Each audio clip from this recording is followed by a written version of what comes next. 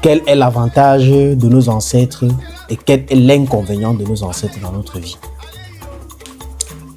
Je vais d'abord commencer de dire c'est quoi les ancêtres dans notre vie. Et je tiens d'abord à dire que le culte le plus ancien qui existe, c'est le culte des ancêtres. Et le culte des ancêtres est différent du culte aux ancêtres. Ça veut dire que quand on dit le culte des ancêtres, ça veut dire qu'un culte par lequel on transcende au Créateur à travers les ancêtres. Mais le culte des ancêtres maintenant, c'est pour dire qu'on ne peut pas transcender aux ancêtres. Donc il faut faire la différence. L'Église est née en Afrique. Et les pères des églises sont nés en Afrique. Sauf qu'aujourd'hui, le fait que les gens ne sont pas informés, ça leur permet de tout mystifier. Alexandrie, père de l'Église. Origène, Alexandrie, père de l'Église. Clément, Alexandrie, père de l'Église. Mais dans cette église-là, ils enseignaient la spiritualité africaine, la tradition. Aujourd'hui, donc, quel est donc le rôle de ces ancêtres? Qui est l'ancêtre? L'ancêtre, c'est tout autre que nous-mêmes. Votre grand-père, c'est vous. Votre grand-mère, c'est vous. Donc, lorsque vous faites le culte des ancêtres, vous ne le faites pas à un ancêtre, vous le faites pour vous-même.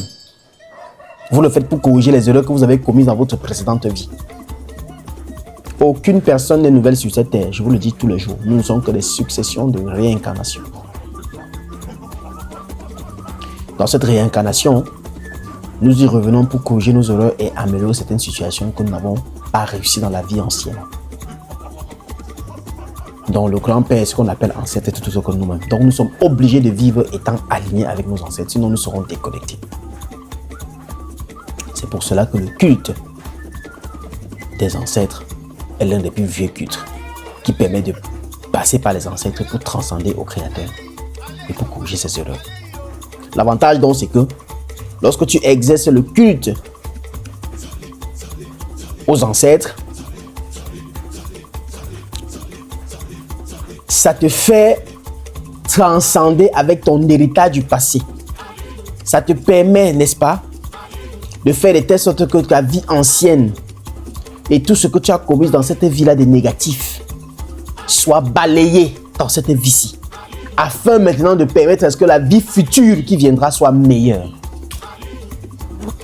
Sinon, tu ne vivras donc que des vies d'échecs.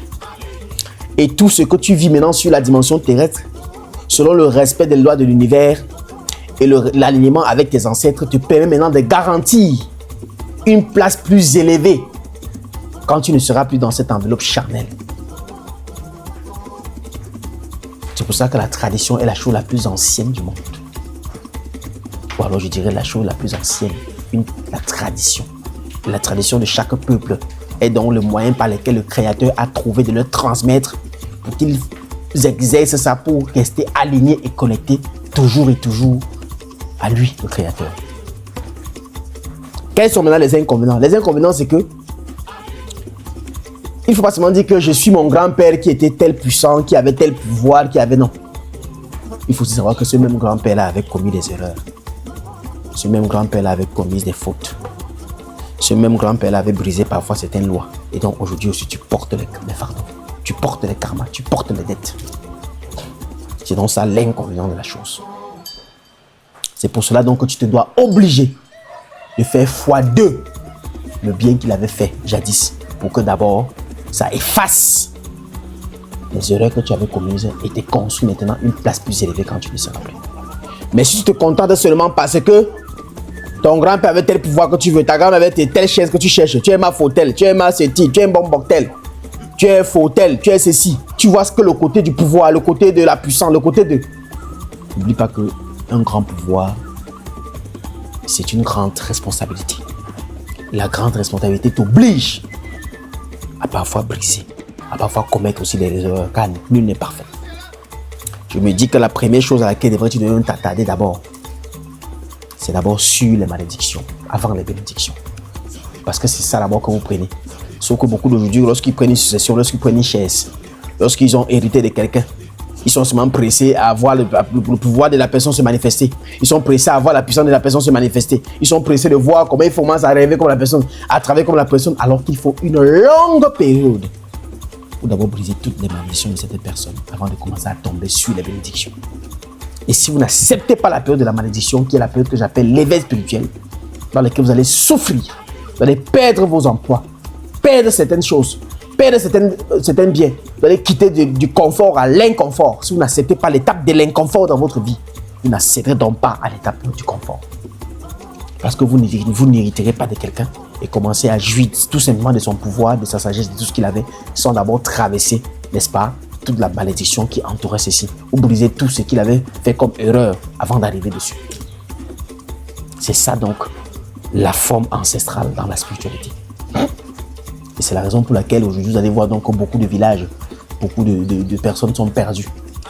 Parce que la plupart de nos dirigeants traditionnels ne donnent pas les enseignements qu'il faut au village, aux jeunes, à l'enfant, d'abord pour briser la malédiction avant de commencer à évoluer. On ne bénit pas quelqu'un sans l'avoir lavé. Tu ne peux pas bénir une chose qui est maudite. Donc pour qu'un chef te bénisse comme ça, là, il faut d'abord qu'il s'assure que tu es aligné. Sinon la bénédiction faite sur toi est vide et vaine. Ou alors je dirais sans effet. La première chose donc que nous devons enseigner aujourd'hui, c'est quoi? C'est enseigner à la jeunesse, à cette génération et celle du futur, à accepter la souffrance, à accepter les difficultés, à fuir la gratuité. La gratuité est dangereuse car le gratuit n'existe pas dans le monde spirituel. Il y a toujours quelque chose que vous donnez en échange que vous le voulez ou pas. Accepter la souffrance parce que la souffrance là maintenant c'est la longue période de malédiction. C'est la longue période de briser, n'est-ce pas, les dettes karmiques, de tout ce qui a été négatif. Vous devez subir ça. Mais si vous voulez une vie, tu ne peux pas être aussi jeune et vouloir déjà vivre aussi bien. Tous ces gens que vous voyez sont bien aujourd'hui. Tous ces aînés qui sont bien là ont d'abord souffert. Mais aujourd'hui, le jeune veut être jeune et être riche. Le jeune veut être jeune et être millionnaire. Le jeune veut être jeune et avoir la maison et les voitures étant jeune. Sans subir une quelconque souffrance. Sans subir une quelconque difficulté. Mais la gratuité, la facilité. Et c'est ça donc qui plonge la société actuelle dans tout ce que vous voyez là. Les pratiques des sectes, des loges, des conditions et des choses auxquelles ils partaient intégrer parce qu'ils cherchaient la facilité. Vouloir sans pouvoir. Je veux que les jeunes s'intéressent à l'animement, à les ancêtres et qu'ils acceptent de subir la malédiction d'abord de leur famille avant de vivre la bénédiction de leur famille. Beaucoup de familles aujourd'hui sont dispersées parce qu'ils n'ont pas accepté de vivre la malédiction ensemble. Lorsque la famille est tombée dans le déclin, que tout le monde allait mal, les gens ont commencé à détester les autres. Maintenant, parmi eux, souvent, l'un s'est démarqué. Il a accepté de travailler, de souffrir. Lorsqu'il devient quelqu'un maintenant demain, c'est lui que vous commencez à jalouser. Alors que lui, il a accepté, il a porté la souffrance. Il a vécu la malédiction. Et vous pas. Vous avez fui. C'est pour cela que j'ai dit aujourd'hui, si les gens ne s'intéressent pas à leur tradition, qui est tout autre que inclus dans leur culture, nous sommes fichus. Je dirais, vous êtes fichus. Cette tradition-là, je ne l'enseignerai pas seul. J'aurais besoin d'être réuni avec les autres peuples du Cameroun et d'Afrique pour que les connaissances soient distillées de diverses manières et selon les expériences et selon aussi les coutumes de chacun. C'est pour ça qu'aujourd'hui, 3 aires géographiques se réunissent. Bobo Bengan, Patriarche Bingono Bingono, Fo Tchamaleu, pour vous enseigner une tradition, l'ancestralité, une spiritualité et une culture. Et ces 3 aires-là invitent les autres aires aussi à se rejoindre à nous.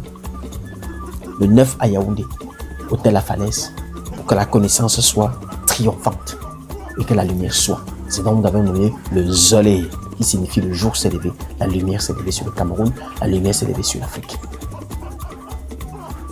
C'est un événement qui te donnera les stratégies de vivre la malédiction afin de tomber sur la bénédiction. Ne cherche pas la facilité, mon enfant. Ne cours pas après la gratuité, mon fils. Ma fille, on va t'appeler te donner 500 000, 1 million, 2 millions pour te déshabiller. Mais laisse-moi te dire que ce qu'on t'aura pris ce jour-là. Le prix est inestimable. C'est parce que vous cherchez la facilité que vous tomberez dans ce piège. Acceptez la souffrance. Et c'est là que vous allez vous développer. Et nul n'a le monopole. C'est pour ça que j'espère que les initiés qui viendront les chefs traditionnels aussi ce jour-là, j'apprendrai aussi de vous. J'apprendrai aussi de vous et je vous donnerai aussi ce que je connais. C'est ça dans la polémique de la main gauche et de la main droite. Et chacune de ces mains doit avouer que ce qui est dans l'autre, il ne connaît pas. C'est ça dans la diversité, n'est-ce pas? Dans la connaissance, qui forme une même spiritualité. Moi, j'interpelle donc à tous les Camerounais et à tous les Africains à venir à cet événement inédit qui regroupera plusieurs formes d'aide culturelle, d'autorités traditionnelles et compagnie sur des enseignements fondés. Et ceux qui ne pourront pas être là parce qu'ils sont hors du Cameroun, ils pourront toujours réserver au numéro pour suivre la chose en direct ou alors avoir la vidéo intégrale. Un rendez-vous est calé. Cameroun, 9 août 2026, Yaoundé, Hôtel La Falaise. India, allume ton cerveau. Très bientôt. Merci beaucoup. Maintenant, nous allons démontrer une démonstration culturelle et traditionnelle. Nous allons démontrer la culture africaine, les rites, les traditions africaines qui ont fait de nous un pays et un continent puissant. On dit ça, marchand qu'on trouve les marchés, non? Le 9 août prochain, on va marcher jusqu'à Yaoundé, à Chouet, non? On va marcher jusqu'à l'hôtel La Falaise, à Chouet, oui, parce que entre 10h et 18h, le faux Tchamalu, ainsi que tous ses ancêtres réunis à Chouet, non? Ils seront sur place, oui. On est très heureuse de vous donner rendez-vous ce 9 août 2026 du côté de l'hôtel de La Falaise pour le festival Zalé. Je vous attends nombreux. Zalé. Zalé.